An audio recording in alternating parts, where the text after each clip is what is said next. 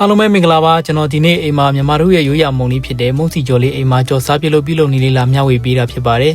ကြော်နီးလေးကလည်းရန်ကိုလွယ်ကူပါတယ်မုံသားအီလေးနဲ့အရသာလေးကချိုချိုလေးဖြစ်ပြီးစားလို့လည်းအရန်ကောင်းပါတယ်ကျွန်တော်နဲ့ဒီဗီဒီယိုလေးကိုအဆုံးထိလိုက်ကြည့်ပေးပါဦးအရင်ဆုံးမုံလုံးဖို့ရအတွက်ကျွန်တော်ထညက်ကိုရင်ကြိုပါမယ်ထညက်ကိုပုတ်ပွက်ဆူလာပြီးအေးပြောသွားတဲ့အထိကျွန်တော်တို့ကြိုပေးရပါမယ်ထညက်ကဒီလိုအနေထားလေးရောက်ပြီဆိုရင်တော့ကျွန်တော်တို့စကားလေးနဲ့အနယ်လေးတွေစစ်ကအေးခံထားပေးရပါမယ်ကျွန်တော်အသုံးပြုထားတဲ့ထညက်ကတော့အညာထည့်ပေးလိုက်တဲ့ထညက်စစ်ကိုအသုံးပြုထားတာဖြစ်ပါတယ်ပြီးရင်တော့မုံထဲကိုနှမ်းထဲမှာဖြစ်တဲ့အတွက်ကျွန်တော်နှမ်းကိုလှော်ပေးပါမယ်မြေပဲဆန်ကြိုက်ရင်လည်းမြေပဲဆန်မှာထည့်လို့ရပါတယ်မကြိုက်ရင်တော့မထည့်ပါနဲ့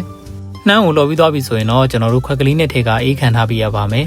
ပြီးရင်တော့ကျွန်တော်တို့မုံနဲ့ဆက်ပါမယ်မုံနဲ့ကိုတော့ကျွန်တော်ကောင်းချင်းဆန်3မှုနဲ့ဆန်မုံတစ်ပူရဲ့စားနှဲငယ်ရဲ့ကြိုထားတဲ့ထညက်ရည်ကိုကျွန်တော်တို့တဝက်စီကို2ခါလောက်ခွဲပြီးတော့ထည့်ပြီးမှွေပေးရပါမယ်ပါဝင်ပစ္စည်းနဲ့အချိုးစားကိုလည်းကျွန်တော်တို့တယောက်နဲ့တယောက်နဲ့မတူတဲ့အတွက်ကိုယ်စိတ်ကြိုက်ထည့်ပြီးတော့သုံးဆောင်လို့ရပါတယ်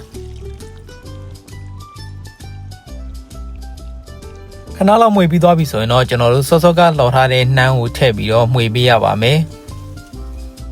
နှမ်းရဲ့မုံနဲ့ရဲ့တသားလေးဖြစ်ပြီဆိုရင်တော့ရပါပြီ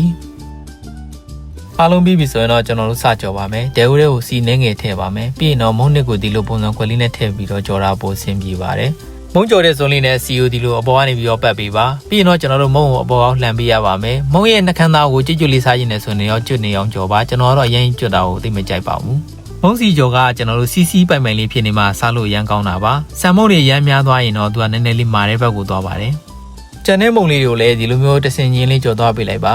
ဒီမုံစီကြော်ကိုတော့ကျွန်တော်တို့အညာမှာအခါမုံလို့လည်းခေါ်ပါတယ်ဘာလို့လဲဆိုတော့ကျွန်တော်တို့တပေါင်းလာတို့တရင်ကျွလာဝါဆိုလာနောက်ပြီးတော့အခါကြီးရက်ကြီးတွေပေါ့နော်အဲ့ဒီရက်တွေမှာကျွန်တော်တို့ကြော်ပါတယ်ကျွန်တော်တို့ငငယ်တော့မုံစီကြော်မယ်ဆိုလို့ရှိရင်ကျွန်တော်တို့ဒီဆန်မုံတွေကောင်းချင်းမုံတွေကိုကျွန်တော်တို့စုံနေပေါ့နော်ကြောက်စုံနဲ့ကိုယ်တိုင်သွားပြီးတော့ကြိတ်ရတာပြောဖို့တော့ရမ်းကောင်းနေဗျာကျွန်တော်တို့မုံစီကြော်ပြီဆိုရင်ကျွန်တော်တို့ကဒေဝနာမခွာတော့ဘူးအရှင်ကြီးတင်ဖို့ဖယ်ပြီးသွားပြီဆိုတာနဲ့ကျွန်တော်တို့အဲ့အကိုထိုင်စားတော့တာပဲဒီမုံစီကြော်လေးကကျွန်တော်တို့ရဲ့ရိုးရမုံလေးဖြစ်တာကြောင့်ဘယ်နေရာဘယ်ဒေသပဲရောက်စားဘူးတဲ့သူရောမစားဘူးတဲ့သူရောကြိုက်လို့ရှိရင်တော့ကျွန်တော်တို့ကြော်စားကြည့်စေချင်ပါတယ်မုံလုံးရတာလည်းရမ်းလွယ်ပါတယ်ကျွန်တော်ရဲ့ဗီဒီယိုလေးကိုအဆုံးထိကြည့်ပေးလို့အားလုံးကိုကျေးဇူးတင်ပါတယ်ကျွန်တော်နဲ့အတူနောက်ဗီဒီယိုတွေမှာပြန်ဆုံပါမယ်